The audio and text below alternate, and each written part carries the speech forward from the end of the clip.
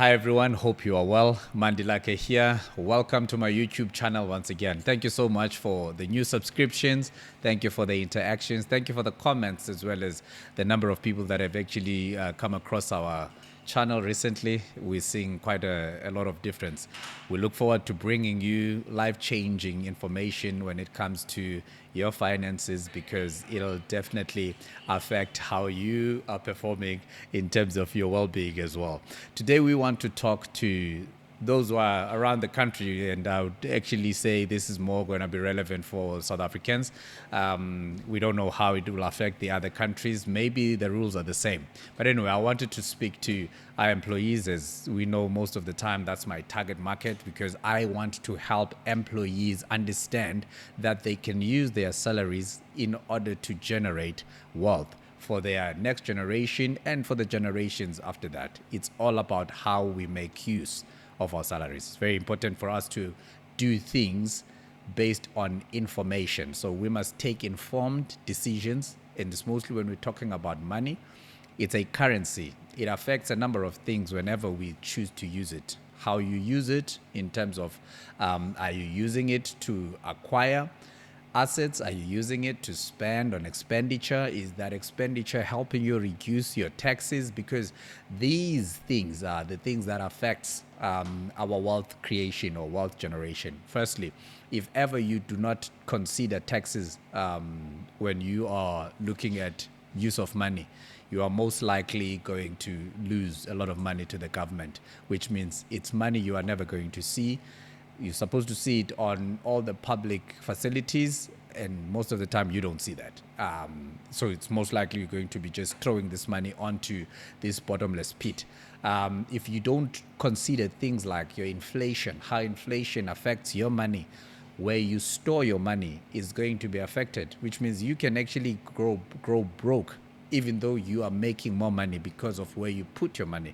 Because the money we make in the state in which we get it does not retain power or the buying power. It actually gets to reduce in terms of buying power over time due to inflation. So it's very imperative for you to know that where you put your money has to take into account tax effects, has to take into account inflation effects. But so I want to talk then to our employees today about why buying property is still one of the ideas that are good for us in South Africa, right? I have not done much deep dive when it comes to other countries for now in South Africa. Firstly, in South Africa, we have a deficit when it comes to housing of plus minus 2 million houses. 2 million house deficit in South Africa, which means we have plus minus, it could be actually even 3 million at this particular point, plus minus 2 to 3 million people that needs housing that do not have housing. That means the demand for housing is more than the supply. On an annual basis, the government can deliver up to 200,000 houses on maximum. With all that has been done since 1994, we still are deficient when it comes to housing. And for those who understand government mandates, housing people is a government mandate. Now, the Tax Act is created in a manner that it incentivizes people that enable the government to reach its mandate. For example, if you are contributing towards a provident or pension fund or retirement annuity, you are helping the government so that they don't have to have you as a burden when you retire by going into the government pension fund or pension amount or pension money that is actually being paid right now to people that don't have annuities because of you are taking care of yourself. So that means the government enables you to deduct your contributions towards those because you are helping them reach their goal, which is their mandate. 2, if you are paying towards medical aid, you are helping the government so that it can alleviate the burden of having to take care of you in a public hospital, because when you have a medical aid, you have access to private hospitals. That means the government allows you a deduction for your medical contributions.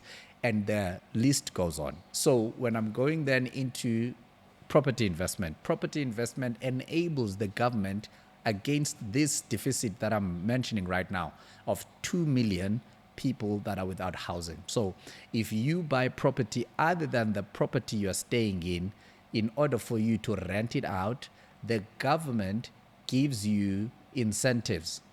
One of those incentives is the ability for you to reduce your tax exposure with your interest expenditure that you incur if you buy your property using the bank's money.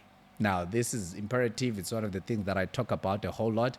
We will break that down either in the next session, but it's imperative for you to understand the type of funding you use in order for you to make the best of this space of property investment. So when you use the bank's money, more than leverage that you actually are definitely getting by using somebody else's money for you to acquire an asset with resources that you don't have much of, it enables you to access property, to access an asset that will generate value for you without you having to buy it cash. It frees up some of your cash, yet at the same time it enables you to acquire that asset. So leverage becomes one of the key things that you get. But over and above that, if you use the bank's money, you get a tax incentive. And I know a whole lot of people always talk about looking at the interest that we have to pay the bank when we borrow the bank's money over a period of 20 to 30 years. I then want to say, yes, as much as that is the case, you have to also look at the fact that if you do not use the bank's money, which means you will not be paying the interest, you will be using your money. Look at the disadvantages that you are exposed to. Firstly, your liquidity is actually lost because whatever money you use to buy a property gets locked in that fixed asset for over 20 to 30 years or until you decide to sell that house. Now, you could have actually used the money that would be at your disposal in order for you to seize other opportunities that could grow your money faster than property. And there are a whole lot of those. That's the first thing we need to know. So you will be losing out on seizing opportunities should you buy your property cash. Number two, you are actually you are now losing out on this tax benefit because if you buy cash and investment property, the rental income that you are going to be making is going to be fully exposed to taxes because you will have less deductions because the only thing you will be able to deduct would be your maintenance fees, which are not monthly. It will be your rates and taxes, which are not as significant as the rental income you will be making. Then you will probably be deducting either garden services or whatever menial amounts that you would actually be exposed to. But the big chunk of the interest, which makes up to 85, if not 90% of your bond repayment, is lost.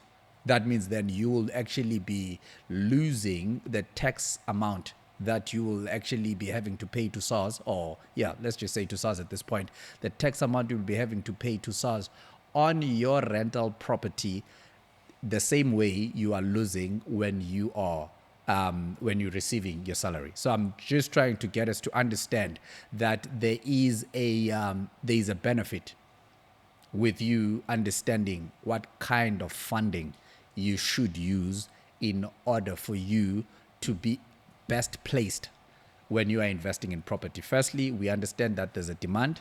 Demand is the fact that we have a deficiency. And just on that demand aspect, just before I move on, in Joburg, there are a number of developers that we are seeing that are seizing opportunities whenever they see any open field. Right now, and I could mention a few, it's just that I'm going to be giving them free advertisement. Every opening you see in Joburg, that developers who come in, they build tons and tons of rental properties. These guys, there are some that are actually notorious for just building rental apartments. They are not selling. They build them in thousands, literally in thousands. because there is a demand. And within no time, the moment that development is done, it actually is fully occupied. You never find any of their apartments empty or vacant because of people right now are looking for properties. So I'm trying to say then to employees who are still considering the risk of investing in property that it is still a lucrative space. There's definitely education each and every one of us must acquire. You can't jump into the property space without understanding how it works, understand the principles around acquisition, costs involved, and also the aspect of pricing, rental, agencies. Those are very imperative for each and every investor to attend to, so that when you enter the space, you are well versed when it comes to that. So we spoke about the aspect of the demand, spoke about the aspect of the type of funding. Funding is very key and very crucial. Understand your pros and cons. And also when you are looking at funding, people are always looking at the risk again. The aspect of risk, yes, will come with the fact that if you're using your employment income in order for you to fund an investment property, you are always worried of the ability to repay the bond, repay the bond or the bank their monthly repayment amount if the tenant decides to vacate.